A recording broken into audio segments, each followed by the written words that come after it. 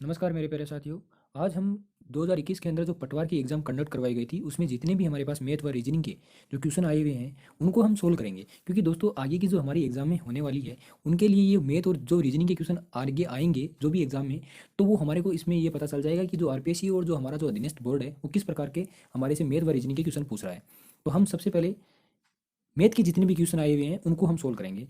तो हमारे पास बिना टाइम वेस्ट किए हुए हम क्वेश्चनों को सोल्व करते हैं। तो देखिएगा दोस्तों, पहला क्वेश्चन हमारा जो है वो एक रीजनिंग का क्वेश्चन आ गया, तो वो हम पहले देख लेते हैं कि क्या क्वेश्चन है ये दोस्तों ये क्वेश्चन कह रहा है कि 54 और 30 का डिफरेंट है वो 24 लिख रखा है यहाँ पर। 112 और 42 का अंतर 70 लिख रखा है। तो यहाँ पर हमारे को इस अक्स और 28 का अंतर 38 दे रखा है। तो ये अक्स का मान बताना है कि यहाँ पर क्या आएगा। तो आपको पता है कि अक्स माइनस 28 बराबर क्या होता है, 38 हो रहा है। आपको पता है ये इधर माइनस में, ये इधर आएगा तो प्लस में हो जाएगा। और इसको यदि आप ऐड करोगे तो 8 8 16 और 3 2 5 और 1 6 यानी 66 है, जो कि आपका ऑप्शन नंबर 1 है। अगला क्वेश्चन दोस्तों हमारे पास है बोर्ड मास यानी कि सिंप्लीफिकेशन का क्वेश्चन है। इसमें पहले हमारे को कोष्टक को सरल करना है ऊपर वाले को। तो 272 में से यदि आप 32 लेस करोगे तो दोस्तों आपके पास जो बचेगा वो 240 बचेगा। ठीक है। 124 में 176 ऐड करोगे तो ये होगा आपके पास 6 और 4 10 और 7 और 2 और 1 हासिल 10 और 2 और 1 हासिल 3 यानी 300 हुआ। यदि 17 को 15 से मल्टीपल करोगे तो 15 इंटू 7 होता है 105। उसका आपके पास क्या आता है, 5 आएगा यहाँ पर, 5 लिखा। फिर आपके पास 15 को 15 से और ये हासिल आपके पास 5 तो 25। 255 में से यदि आप 15 लेस करोगे दोस्तों तो 240 होगा। और 240 का यदि हम भाग लगाएंगे तो 240 से दोस्तों 240 तो कट चुका है। तो हमारे पास बचा क्या, 300। और 300 हमारा 1 नंबर ऑप्शन दे रखा है। क्या दे रखा है, 1 नंबर ऑप्शन है। ठीक है। अगला क्वेश्चन हमारे पास है। अब दोस्तों ये जो क्वेश्चन है हमारे पास एक प्राकृतिक संख्या दे रखी है हमारे को, और पूछा है कि पहली जो 6 प्राकृतिक संख्याओं के वर्गों का औसत आपको ज्ञात करना है। तो दोस्तों इसके दो तरीके हमारे पास है, या तो इसको हम फॉर्मूले से सोल्व कर सकते हैं या फिर इसको नॉर्मली तरीके से, जैसे हम ये कहें कि पहली प्राकृत जो 6 संख्याएं हैं वो 1 2 3 4 5 और 6 होती है। इनका जो वर्ग होता है वो होता है 1 4 9 16 25 और 36। इनका यदि दोस्तों योग करोगे ना तो वो आपके पास आएगा 91। कितना आएगा, 91 योग आएगा। और 91 में ये कितनी संख्या है दोस्तों, 6 संख्याएं हैं। तो 6 का इसमें भाग लगाएंगे तो 6 एकम 6 होता है। और फिर बचता है 3, 3 के लगाया, एक तो 6 पंचों 30। दोस्तों यहाँ पर आगे पॉइंटों में आगे आएगा, लेकिन देखो ऑप्शन 1 में तो दे नहीं रखा है, 2 में भी नहीं है, तीसरे में भी नहीं है। ये जो बी ऑप्शन दे रखा है ना उसमें आपके पास 15 आ रहा है, जो कि हमारा एक ही ऑप्शन है। तो यही आपका क्या हो जाएगा, यहाँ पर आंसर हो जाएगा। कैसे होगा, 15.16 आपको ये पता होगा। अगला क्वेश्चन हम देखते हैं। अगला क्वेश्चन दोस्तों हमारे पास सिक्कों से रिलेटेड एक क्वेश्चन आता है, जो हमारे को ये कह रखा है कि एक बैग है जिसमें 1 रुपया 50 पैसा और 25 पैसे के सिक्के हैं। सिक्कों की संख्या का जो अनुपात दे रखा है वो 2.5 अनुपात 3 अनुपात 4 के अनुपात में है। यदि कुल राशि दे रखी है दोस्तों 420 रुपया, तो हमारे से ये पूछा है कि 50 पैसे के सिक्कों की संख्या क्या होगी। 50 पैसे के सिक्कों की संख्या क्या होगी दोस्तों, 50 पैसे के सिक्कों का अनुपात क्या है, 3 है। ठीक है। अब हमारे को ये पता है कि ये 420 है, ये किस चीज़ की वैल्यू है वो हमारे को नहीं दे रखी। तो वो वैल्यू कहाँ से आएगी, तो एक को यदि हम 2.5 से गुणा करेंगे, 50 पैसे को हम 3 से गुणा करेंगे और 25 पैसे को हम 4 से गुणा करेंगे, तो जो इनका टोटल होगा वो 420 की वैल्यू होगी। और 420 की वैल्यू याद करके हम 3 से गुणा करेंगे तो हमारा आंसर आ जाएगा। चलिए हम करके देखते हैं। देखो 1 से 2.5 से यदि मल्टीपल करोगे तो 2.5 होगा। क्या होगा, 2.5 होगा। ठीक है। यदि आप 3 को 50 पैसे से गुणा करोगे तो कितना आएगा, 1.5 आएगा। यानी कि मैंने कहा 3 को 50 पैसे से यानी कि 1/2 से गुणा करेंगे तो 1.5 आएगा। और 25 पैसे को आप लिख सकते हो 1/4। और 1/4 को यदि आप 4 से गुणा करोगे तो आपके पास 1 आएगा। तो यहाँ पर इनका योग करेंगे हम, तो 2.5 और 1.5 कितने होते हैं, 4। और ए कितना हो गया, 5। यानी ये जो 5 हो रहा है ये किसकी वैल्यू है, ये 5 है दोस्तों 420 की वैल्यू। किसकी वैल्यू है, 420 की वैल्यू है। तो हमारे को देखना क्या है कि ये जो 420 है ये किसकी वैल्यू है, 5 की वैल्यू है। कैसे आया पता है, ए को हमने 2.5 से गुणा किया, 50 पैसे को हमने 3 से गुणा किया, 25 पैसे को हमने 4 से गुणा किया। इनका जो टोटल है, इनका टोटल है वो कितना है, 5। अब हमारे से ये पूछा कि 50 पैसे के सिक्कों की संख्या क्या होगी। तो आपको पता है 50 पैसे के सिक्कों का अनुपात क्या दे रखा है, 3 दे रखा है। यदि हमारे से ये पूछता कि 2.5 यानी कि जो 1 रुपये के सिक्कों का अनुपात, तो इससे गुणा करते। यदि ये पूछता कि 25 पैसे के सिक्कों का, तो ये 4 से। तो हमारे को 3 वाला पूछा यानी 50 पैसे के सिक्के पूछे, तो हम 3 से इसको मल्टीपल करेंगे तो ये होगा 8 पंचो 40। फिर बचा आपके पास दोस्तों 20। तो 20 5 20 यानी 84 जो आया है, इस 84 को आप 3 से गुणा करोगे तो आपके पास आएगा 4 3 12 और 8 3 24 और 1 25। यानी 252 जो आंसर आ रहा है वो आपका डी नंबर का ऑप्शन है। और यही आपका क्या हो गया, आंसर हो गया। ठीक है। अगला क्वेश्चन दोस्तों हम देखते हैं। अगला क्वेश्चन दोस्तों एक बेलनाकार पात्र का है, जिसकी त्रिज्या हमारे को 4 सेंटीमीटर दे रखी है। पानी से वो भरा हुआ है और एक ठोस गोला है जिसकी त्रिज्या 3 सेंटीमीटर है, को पानी में तब तक डाला गया जब तक कि वह पूरा डूब नहीं गया। पात्र में पानी का स्तर जो बढ़ेगा ना, वो स्तर हमारे को बताना है। कैसे? पहले हम ये देखते हैं कि ये बेलनाकार बर्तन कैसा होता है और एक गोला कैसा होता है ठोस। तो बेलनाकार बर्तन, जैसे ये मान लीजिएगा बेलनाकार बर्तन है, इसकी यहाँ से जो त्रिज्या दे रखी है वो 4 सेंटीमीटर दे रखी है। एक ये गोला है, इस गोले की त्रिज्या है वो दोस्तों कितनी दे रखी है? 3 सेंटीमीटर दे रखी है। इस गोले को इसके अंदर डालना है और इसको अंदर डालेंगे तो जो पानी का स्तर कितना उठेगा वो हमारे को बताना है। तो इन दोनों का हमारे को क्या देखना है दोस्तों? आयतन देखना है। क्या देखना है? आयतन देखना है। यदि दोस्तों इसका आयतन हम निकाल लेते हैं दोनों का, तो हमारे पास आंसर आ जाएगा। तो आयतन का सूत्र क्या होता है? तो बेलन का मैं सबसे पहले सूत्र लिखता हूँ। ये जो बेलन है उसका मैं सूत्र लिखता हूँ। बेलन का सूत्र होता है दोस्तों पाई आर स्क्वायर एच बराबर में 4/3 इंटू पाई आर क्यूब होता है। ठीक है। अब यहाँ पर मान रखना है, देखो दोस्तों पाई से तो पाई कट ही जाता है ना, इसको तो रखने की जरूरत ही नहीं है। ठीक है। आर का मान यहाँ पर कितना आ रहा है?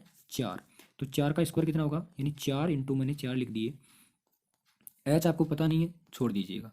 यहाँ पर आर का क्यूब है, यानी कि 4/3 गुणा आर का क्यूब, यानी 3 इंटू 3 ये दोस्तों गोले का आयतन है। ये गोले का आयतन है, ये आपके पास बेलन का आयतन है। यदि इसको आप सोल्व करोगे ना, तो 3 से 3 तो यहाँ पर कैंसिल हो जाएगा। अब ये दोस्तों ये 4 इंटू 4 इंटू एच दे रखा है, तो ये इधर क्या है? मल्टीपल यानी गुणा में इधर आएगा ना तो भाग में आ जाएगा। तो यहाँ पर आप भाग में लिखोगे 4 इंटू 4। तो यहाँ इस 4 से तो ये 4 कट चुका है। यहाँ पर बचा क्या? 3 इंटू 3/4, यानी 3×3 = 9 होता है। और यहाँ पर नीचे क्या रहेगा? 4 रहेगा। अब दोस्तों यहाँ पर ये जो संख्या दे रखी है, यानी कि 3×3 = 9, और जो ये 4 दे रखा है, यानी कि यही हमारा आंसर है 9/4। और 9/4 जो हमारा ऑप्शन है वो 1 नंबर का ऑप्शन है। क्या है? 1 नंबर का ऑप्शन है। तो यहाँ पर हमारा क्वेश्चन का आंसर क्या हुआ?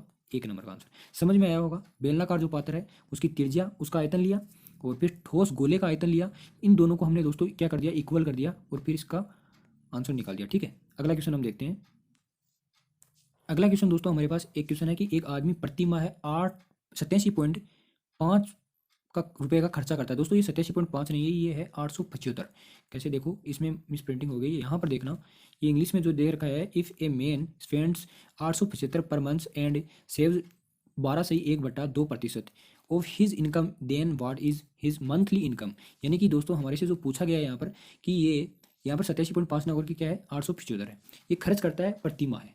तो इनकी जो आय है वो 12.5% है कि वो क्या करता है? बचत करता है। यानी अपनी आय की 12.5% वो बचत करता है, तो उसकी मासिक आय बतानी है। अब आपको पता है दोस्तों 12.5% की जो फ्रैक्शन होती है वो 1/8 होती है।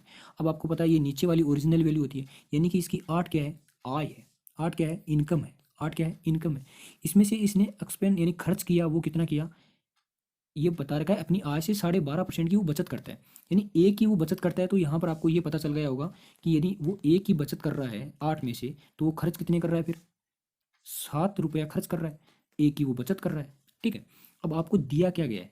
यानी 875 रुपया वो खर्च कर रहा है, और 875 रुपया वो खर्च कर रहा है, और अनुपात में हमारे पास 7 रुपया खर्च कर रहा है।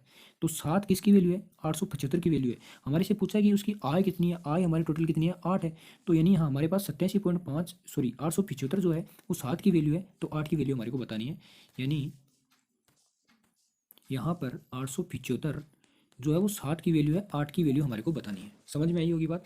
यदि हम काटेंगे तो 7 एकम 7, 7 दूनी 14, और 7 पंचों 35 होता है। 135 25 को आप 8 से मल्टीप्लाई करोगे तो 8 पंचों 40 होता है।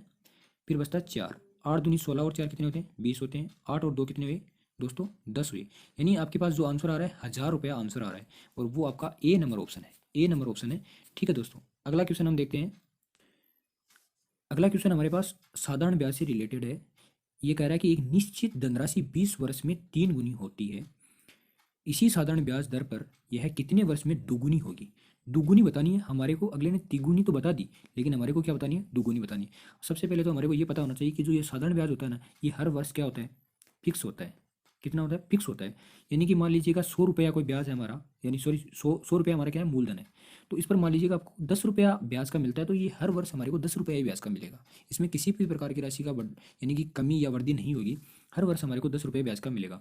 तो हमारे क्वेश्चन में कहा क्या गया है कि कोई धनराशि है जो 20 वर्ष में 3 गुनी होती है। यानी कोई 100 रुपया है और वो 20 वर्ष में 300 हो जाते हैं। 20 वर्ष में कितने हो जाते हैं? 300 हो जाते हैं। यानी मूल हमारा 100 रुपया है, वो बढ़ करके कितना हो चुका है? 300 रुपया हो चुका है। दोस्तों वास्तव में बढ़े कितने? 200 रुपया बढ़े। ₹200 बढ़े, वो कितने वर्षों में बढ़े? 20 वर्षों में बढ़े। तो आपको पता है एक वर्ष में बढ़ रहे हैं कितने, यानी इसका इसमें भाग लगाएंगे तो एक वर्ष में कितने बढ़ रहे हैं? 10। तो 10 वर्षों में कितने बढ़ेंगे? 100। यानी मैं ये कह सकता हूँ कि 10 वर्ष में कितने बढ़ेंगे? 100। यानी 100 में 100 ऐड करेंगे तो कितना होगा? 200। और 200 में फिर से ऐड करेंगे 100 तो कितने हो जाएंगे? 300। और 300 में फिर 100 ऐड करेंगे तो कितना हो जाएगा? 400 हो जाएगा। यानी एक बार में, यानी कि 10 वर्ष के अंदर आपके पास ये राशि दुगुनी हो रही है। अगले 10 वर्षों में ये राशि 3 गुनी हो रही है। अगले 10 वर्षों में दोस्तों ये राशि 4 गुनी हो रही है। यानी कि हर वर्ष आपको 10 रुपये ब्याज के मिल रहे हैं। तो 10 वर्षों में ये राशि दुगुनी हो रही है। 10 वर्षों में क्या हो रही है दोस्तों? दुगुनी हो रही है। और 20 वर्षों में 3 गुनी, और 30 वर्षों में ये 4 गुनी आपको देखने को मिल रही है। तो हम ये कह सकते हैं कि हमारा जो आंसर होगा यहाँ पर वो क्या होगा? 1 नंबर आंसर होगा। क्या होगा? 1 नंबर आंसर होगा। अगला क्वेश्चन दोस्तों हमारे पास क्या है?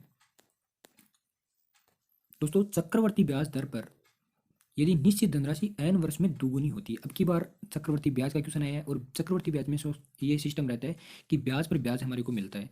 तो यहाँ पर हमारे को करना क्या है? जैसे मान लीजिए कोई 1 रुपया है, 1 रुपया, और वो ये धनराशि है ना, वो n वर्ष में दुगुनी होती है। तो मान लीजिए कोई ये n वर्ष है और उसमें ये 2 गुनी होती है, तो ये 4 गुनी होने में कितना समय लगेगा ये बताना है। तो आपको ये पता है दोस्तों, ये 2 गुनी हो रही है तो ये स्क्वायर में चलेगी, 3 गुनी होती तो घन में चलती। कैसे? तो देखते हैं। देखो, ये राशि 2 गुनी हुई है तो 2 की घात 0 कितना होता है? 1 होता है। 2 की घात 1 का मतलब क्या होता है? 2 होता है। और 2 की घात 2 का मतलब क्या होता है? 4 होता है। और 2 की घात 3 का मतलब क्या होता है? 8 होता है। यानी ये जो धनराशि है, मान लो कोई भी, ये हम ये माने कि एक वर्ष में मान लो ये राशि कितनी होती है? दुगुनी। तो ये 2 वर्ष में, सॉरी, यहाँ पर भी एक वर्ष ही होगा। यानी एक वर्ष में, अगले एक वर्ष में ये 4 गुनी हो जाएगी। अगले एक वर्ष में ये कितनी गुनी हो जाएगी? 8 वर्ष हो जाएगी। कहने का तात्पर्य क्या हुआ कि हर वर्ष ये इस, यानी कि स्क्वायर के अंदर ये राशि बढ़ेगी। तो हमारे को देखना क्या है कि यहाँ पर वर्ष तो नहीं दिया गया, लेकिन एन वर्ष यहाँ पर लिखा गया है कि एन वर्ष में, एन वर्ष में। तो मान लीजिएगा ये एक थी राशि और ये 2 हुई कितने वर्षों में? एन वर्षों में हुई। एन वर्षों में हुई तो अगले एन वर्षों में ये 4 गुनी होगी, अगले एन वर्षों में ये 8 गुनी होगी। लेकिन हमारे को यही पूछा कि ये 4 गुनी कितने वर्षों में होगी। तो एक तो एन वर्ष ये हुआ, एक एन वर्ष ये हुआ, टोटल एन वर्ष हुए 2 एन वर्ष। कितने हुए? 2 एन वर्ष। एक और 2 एन वर्ष हो गए तो 2 एन वर्ष हो गए। तो यहाँ पर हमारा आंसर क्या होगा? सी नंबर ऑप्शन है। क्या है? सी नंबर यहाँ पर हमारा आंसर हो गया।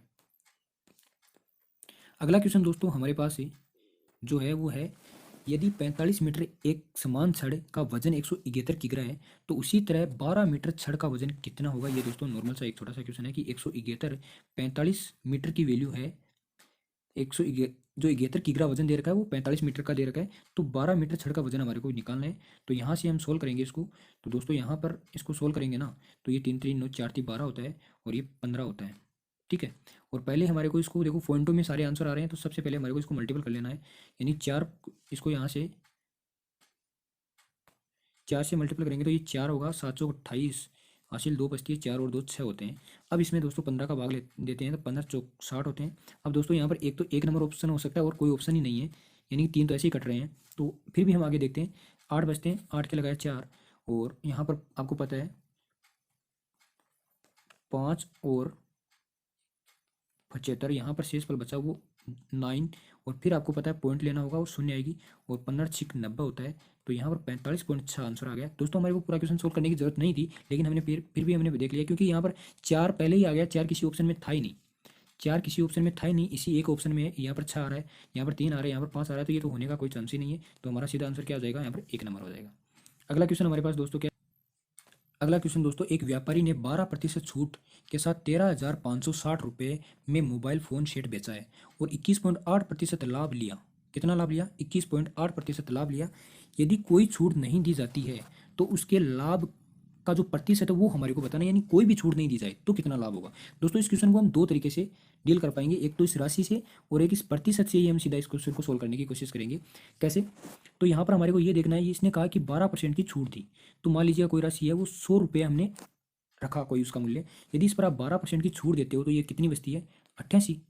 और आपको पता है उसके बावजूद भी इसमें इस फ़ोन को, शेयर को बेचा और 21.8% का इसने लाभ लिया है। यानी कि 100 की कोई चीज़ थी, उस पर इसने 12% की छूट दी तो ये 88 की, लेकिन उसके बावजूद भी इसको कितना लाभ हुआ? 121, यानी सॉरी 21.8 का तो 100 में ऐड करेंगे 21, तो क्या होगा? 121.8 आपका आएगा। यानी ये वास्तव में इसकी कॉस्ट तो थी 88 और इसका जो अंकित मूल्य है वो कितना है? 121.8। तो वास्तव में हमारे से ये पूछा है कि यदि इसमें छूट नहीं दी जाए तो कितना लाभ होता। तो यहाँ इन दोनों का अंतर हमारे को देखना है। तो दोस्तों अंतर जो आएगा ना वो 8 और 8 9 10 11 यानी 3, और फिर कितना बचता है, एक हासिल आती है आपके पास तो 9, 9 और यानी कि 12 में से अंतर देखेंगे तो यहाँ पर हमारे पास अंतर आएगा 33 का। ठीक है, 33 का अंतर है। फिर से देख लेना एक बार, 8 के 8 बच गए और 8 में से 9 10 11 3 बचते हैं, और फिर आपके पास 12 है तो यहाँ पर कितने बचेंगे, हासिल एक आ जाएगी 9, 9 10 12 यानी 3 33 पॉइंट जो 8 बच रहा है उस पर हमारे को लाभ ज्ञात करना है। तो 33.8 लाभ किस पर ज्ञात करेंगे दोस्तों, लागत मूल्य पर, 88 है तो 33.8 यानी कि 33.8 बट्टे में 88 गुणा 100। इसको दोस्तों यदि हम सरल करेंगे ना, यहाँ से पॉइंट हटाएंगे तो यहाँ पर हमने शून्य रख दी, इस शून्य से इस शून्य को कैंसिल कर दिया और यहाँ पर एक शून्य लगाई। यदि इसमें भाग लगाएंगे तो हमारे पास जो आंसर आएगा वो हमारे पास 38.4 आंसर आएगा। क्या आएगा दोस्तों, 38.4 आएगा। कैसे दोस्तों एक बार देख लेते हैं। देखो 88 का इसमें भाग लगाएंगे तो पूरा ही एक बार भाग लगा के देखते हैं। देखो इसे 3 से मल्टीप्लाई करेंगे तो 38 24 होता है, और 38 24 और 1 25 होता है 254। 254 का इसमें पूरा पूरा भाग तो नहीं जाएगा लेकिन 3 बार भाग जाएगा। इसी संख्या को यदि हम 4 से मल्टीपल करके देखें दोस्तों तो 8 चौक कितना होता है, 32 होता है, 8 चौक 32 और 1 कितना होता है 33, 332 जो कि 338 से, सॉरी दोस्तों यहाँ पर भी ये ज़्यादा नहीं हो रहा है, यानी 332 का भी इसमें क्या जा रहा है, भाग जा रहा है। तो यहाँ पर हमारा आंसर होने का चांस है यानी कि बी ऑप्शन और सी ऑप्शन दोनों हो सकते हैं। तो इसको देख दोस्तों एक बार, दोस्तों हम एक बार इसको फिर से मल्टीपल 23 मीटर। दोस्तों इसका परिमाप दे रखा है तो परिमाप क्या होता है, 2l+b बराबर 206 होता है।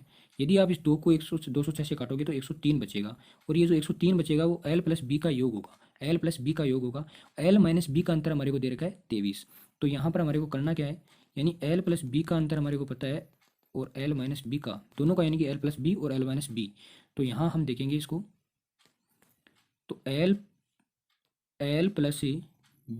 बराबर कितना आया, 103 आया। यदि आप इसको सोल्व करोगे तो ये तो कैंसिल हो गया, 2l बचा और इनका योग जो होता है वो 6 2 1 126 हुआ। 2l को यदि यहाँ से काटेंगे तो ये 6 और 3 यानी 63 आएगा। 63 किसका मान है दोस्तों, l का मान है, 63 l का मान है। तो यहाँ पर ये b इधर माइनस में है तो ये इधर जाएगा तो प्लस में हो जाएगा, और ये जो 23 इधर आएंगे तो ये यहाँ से माइनस होंगे। तो इन दोनों का जो अंतर होगा वो 40 हो रहा है। क्या हो रहा है, 40। यानी बेट तो आपके पास दोस्तों 40 आई, लेंथ आपके पास 63 आई। यानी कि एक कोई आयत है, इस आयत की ये तो 63 है, ये 40 है। आपको इसका क्षेत्रफल बताना है तो इन दोनों को आप गुणा करोगे, तो गुणा करेंगे दोस्तों तो यहाँ पर कितना होगा, 4 × 12 और 6 चौकी 24 और 1 हासिल 25, यानी कि 2520 यहाँ आपको कहाँ देखने को मिल रहे हैं, सी ऑप्शन है यहाँ पर, सी ऑप्शन आपका आंसर हो जाएगा। अगला क्वेश्चन दोस्तों हमारे पास एक आयत की लंबाई को 10% बढ़ाया गया और उसकी चौड़ाई को 10% घटाया गया, तो नए आयत का क्षेत्रफल क्या होगा। दोस्तों ये नॉर्मल सा क्वेश्चन है। यहाँ पर जब भी ऐसे बात लिखी जाए कि 10% बढ़ाया और 10% घटाया तो यहाँ पर आपको इसका स्क्वायर करना होता है, 10 का स्क्वायर बाई 100। इसका एक ये फॉर्मूला रहता है यानी x² / 100। और वैसे यदि हम इसको डिटेल से करें यानी 10 का स्क्वायर कितना होता है, 100 होता है। 10 का स्क्वायर कितना होता है, 100, और 100 में 100 का भाग लगाएंगे तो यहाँ पर 1 आएगा। सदैव इसमें क्या होती है दोस्तों, हानि होती है। कैसे होती है हम इसको देखते हैं। देखो किसी ये बोल रखा है कि एक आयत की लंबाई को 10% बढ़ाया गया, तो मान लीजिए कोई राशि है 100, लंबाई है, सॉरी लंबाई है, तो ये मान लीजिएगा लंबाई इसकी 100 है, इसको 10% बढ़ाया यानी कि इसको 110 किया। फिर ये कह रहा है उसकी चौड़ाई को 10% घटाया गया, उसकी चौड़ाई को 10% घटाया गया, तो यहाँ पर इसको वापस इसमें से लेस करना है। तो 110 का 10% कितना होता है, 11 होता है। कितना होता है, 11। यदि 110 में से यदि आप 11 घटाओगे ना तो 99 बचेगा। पहले वो 100 थी, अभी 99 है, तो आपके पास ए घटी, किस पर घटी दोस्तों, 100 पर, यानी ए घटी 100 पर। तो यहाँ पर आपके पास जो आंसर होगा वो 1% आंसर हो जाएगा। ठीक है, वो आपका आंसर है डी ऑप्शन। क्या है, डी ऑप्शन। अगला क्वेश्चन दोस्तों हम देखते हैं। अगला क्वेश्चन हमारा है, एक केले की कीमत को 20% घटाया जाता है। कोई मान लीजिएगा कीमत 100 थी और उसको आपने 20% घटाया यानी 80 कर दिया, तो उसी राशि यानी 10 रुपये में 5 केले अधिक खरीद जा सकते हैं। तो एक केले की जो प्रारंभिक कीमत है वो हमारे को बतानी है। एक केले की जो प्रारंभिक कीमत है वो हमारे को बतानी है। तो आपको यहाँ पर ये देखना है कि 100 थे, उसको कितना किया गया, 80, तो कितना घटाया गया, 20 घटाया गया। किस पर घटाया, 100 पर घटाया था, लेकिन वापस बढ़ेगा तो किस पर बढ़ेगा, 80 पर। तो इसमें 80 का भाग लगाएंगे यानी कि 1/4 आएगा। इसको दोस्तों हम ऐसे भी देख सकते हैं, 20% की जो फ्रैक्शन होती है वो कितनी होती है, 1/5 होती है ना, 1/5। तो यहाँ पर घटा दिया तो बची कितनी, एक इसमें से लेस कर दिया तो बची कितनी, 1/4 बची। अब आपको पता है कि इसने ये कहा कि 5 के लिए ये अधिक खरीद पा रहा है। इस 20% घटाने की वजह से, इस 20% का मतलब एक की वैल्यू कम करने की वजह से ये 5 के लिए हम अधिक खरीद रहे हैं। एक की वैल्यू कम करने की वजह से हम कितने के लिए अधिक खरीद रहे हैं, 5 के लिए अधिक खरीद रहे हैं। तो पहले हम कितने के लिए खरीदते थे, तो ए की वैल्यू 5 है तो 4 की वैल्यू कितनी होगी 20। ये 20 केले हम पहले खरीदते थे, पहले कितने केले 20, अभी वर्तमान में कितने केले खरीद रहे हैं 25 केले। अब आपको पता है कि ये 20 जो केले खरीद रहे हैं हम कितने रुपए में खरीद रहे हैं 10 रुपए में। तो 10 रुपए में हम 20 केले पहले खरीदते थे और 10 रुपए में आज हम 25 केले खरीद रहे हैं। आपको पूछा है कि प्रारंभ यानी पहले वाले की, तो पहले वाले की 1/2 यानी 50 पैसे हो जाएगी। 50 पैसे आपका सी नंबर ऑप्शन है। वर्तमान की पूछे दोस्तों तो वर्तमान की 5 दूनी 10 और 5 25 यानी 2/5 आपके पास आंसर हो जाएगा, यानी कि पॉइंट 40 हो जाएगा। ठीक है, अगला क्वेश्चन दोस्तों हमारे पास है की आवश्यकता होती है। यदि कार्य पूर्ण करने में बीड़ा यदि 15 पुरुष और 6 महिलाएं उठाती है तो कार्य पूर्ण करने में उसे कितने दिन लगेंगे। तो दोस्तों यहाँ पर हमारे को करना क्या है, ये जो 10 पुरुष इस कार्य को 10 दिन में करते हैं और 12 महिलाएं इस कार्य को 10 दिन में पूर्ण करती है, तो यहाँ इसका यदि अनुपात निकालेंगे तो 5 और 6 आएगा, यानी 5 पुरुष और 6 महिलाएं इस काम को इस अनुपात में इक्वल रहेगी। यानी कि जो 5 पुरुष और 6 महिलाएं, बात एक ही है, चाहे 6 पुरुष ले लो चाहे 5 महिलाएं ले लो। यहाँ पर दोस्तों हमारे को जो दिया गया है वो देखो 15 पुरुष और 6 महिलाएं दी गई है, तो हम 15 पुरुष की जगह महिलाएं लेते हैं तो 6 महिलाएं जो है ना वो 5 पुरुषों की जगह आएगी। तो हमारे पास और 5 पुरुषों की जगह कितनी महिला आएगी 6, और 5 पुरुषों की जगह कितनी महिला आएगी 6, यानी 15 पुरुष हुए और महिलाएं कितनी हुई 18। तो इन 15 पुरुषों की जगह हम 18 महिला ले सकते हैं। 6 महिलाएं हमारे पास पहले से है तो 18 और 6 कितने होते हैं 24, यानी इसको काम को 24 महिलाएं कितने दिन में कंप्लीट करेगी। बेसिकली दोस्तों 24 महिलाएं काम को कंप्लीट कितने दिन में करेगी, पहले ये काम कितने दिन में कंप्लीट होता था 10 महिलाएं इस कार्य को नहीं 12 महिलाएं इस काम को 10 दिन में पूर्ण कर रही थी। तो हमारे को करना क्या है, ये जो 12 महिलाएं हैं ये 10 दिन में इस काम को कंप्लीट कर रही थी। अब ये हमारे पास कितनी है 15 पुरुषों की जगह हमारे को 18 महिलाएं तो ये लेनी है और 6 महिलाएं ये, तो 24 महिलाएं है ना इस काम को कितने दिन में पूर्ण करेगी। तो हमारे पास 24 का इसमें भाग लगा देंगे तो 12 दूना 24 होता है और 2 को इससे काटेंगे तो 5 होगा, यानी यहाँ पर बी हमारा आंसर हो रहा है। ठीक है, अगला क्वेश्चन हमारे पास क्या है, अगला दोस्तों हमारे पास जो क्वेश्चन है वो देखते हैं।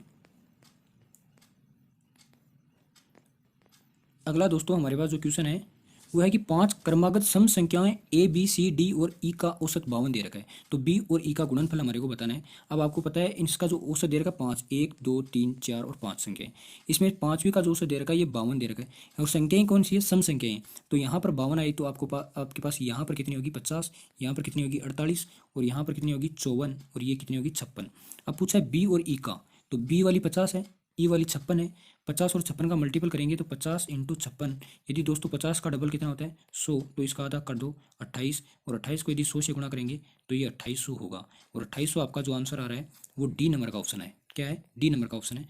अगला क्वेश्चन दोस्तों हमारे पास ये है कि ए बी सी आयाम के घनाभ का आयतन v है और पृष्ठीय क्षेत्रफल s दे रखा है, तब 1/v का किसके बराबर हो, इसके बराबर होगा 1/v के। तो हमारे को क्या बताना है, यहाँ पर घनाभ का आयतन आपको पता है दोस्तों a × b × c होता है। ठीक है, और इसका क्षेत्रफल क्या होता है, तो क्षेत्रफल आपके पास 2ab + bc + ca होता है। अब आपको पूछा कि 1/v इसके बराबर होगा, तो आपको मान रखना है, दोनों का मान क्या रखना है, यहाँ पर s तो इसका क्षेत्रफल है और v यहाँ पर मान है, तो s तो क्षेत्रफल आया वो क्या आया दोस्तों 2a + b + b + c c + ca बट्टे में a b और c आ जाएगा। अब आपको पता है s यहाँ पर वज्र गुना करेंगे इसको तो s यहाँ पर आ जाएगा 2/s। अब यहाँ पर पहले ये देख लो 2/s कहाँ है, इसी ऑप्शन में दिखा रखा है और किसी ऑप्शन में नहीं है, लेकिन इसको आगे हम सोल्व करेंगे तो दोस्तों हमारे पास जो आएगा यानी 2/s ए बी सी यहाँ पर एलसीएम लिया तो ए बी सी यहाँ पर एलसीएम लिया तो ए बी से ए बी तो कट चुका है, बचा क्या ए सी बट 1/c और फिर यहाँ पर बी सी है तो बी सी से बी सी कट गया, बचा क्या दोस्तों 1/a। फिर दोस्तों सी ए से सी ए कट गया, बचा क्या 1/b बचा 1/c 1/a 1/b 1/c 1/a 1/b और कॉमन हमारे पास 2/s भी पड़ा है। s इधर आ गया तो यहाँ पर क्या बचा दोस्तों 1 बचा 1/v और हमारे से पूछा क्या है 1/v, यानी कि 1/v यहाँ पर क्या आया 2, s हमने यहाँ ले लिया, यहाँ पर यदि इसको सोल्व करेंगे तो 1/a 1/b और 1/c बचेगा, तो यहाँ पर हमारा आंसर क्या होगा सी आंसर। आगे का क्वेश्चन दोस्तों इतने ही हमारे मैथ के क्वेश्चन थे जो हमने पूरे देख लिए हैं। अगले वीडियो में दोस्तों हम अगली शिफ्ट का जो भी सॉल्यूशन होगा वो हम अगली वीडियो में देखेंगे। आज के लिए इतना ही, ठीक है दोस्तों। ये